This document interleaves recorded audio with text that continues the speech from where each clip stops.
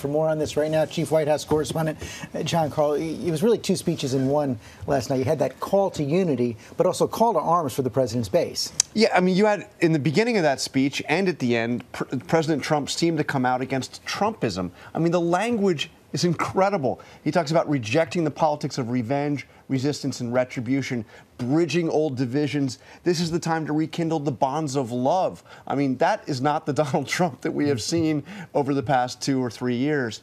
And yet, where he seemed most passionate and energetic was when he went for his wall. He vowed he would build it, took the hard line on abortion. So we saw the hard line Donald Trump, but we saw that's not new. What was new here was this plea for unity. And even in the hard line, George, he did not call for a national emergency to build the wall, and he did not say that he would shut the government down. He knows that's problematic even with his own party. Senior congressional correspondent Mary Bruce, you saw that moment where the president congratulated the new women members. He skipped the congratulations for House Speaker Nancy Pelosi, but he could not mistake the fact she's sitting over his shoulder, and he did have that warning for her on investigations. And look, she did have a polite, though sometimes amused, look on her face throughout much of the speech, but she also made very clear where she disagrees with him. We saw her shaking her head there throughout much of his remarks on immigration, that eye roll when he warned Democrats not to investigate him. Look, Democrats were skeptical of this speech and the president's calls for unity even before he delivered it. It was very clear that there are still huge divisions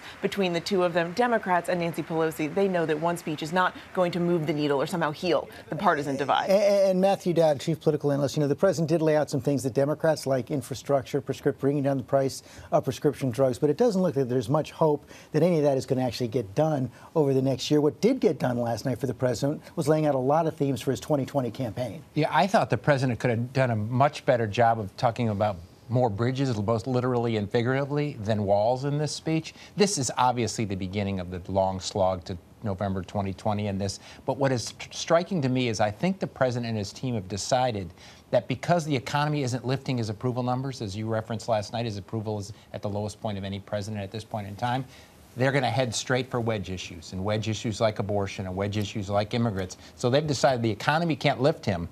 They'd have to go to wedge issues. And John, the president last night, speaking to a chamber, he clearly is looking to run again, at least right now, speaking to a chamber filled with possible candidates. All over there. I counted at least a baker's dozen of Democratic presidential candidates on that floor, and it was interesting to see the kind of dance of who was going to applaud and who was not. But I think that this is a president almost desperate for a bipartisan accomplishment. He wants to make a deal with Democrats on something before he turns to those wedge issues.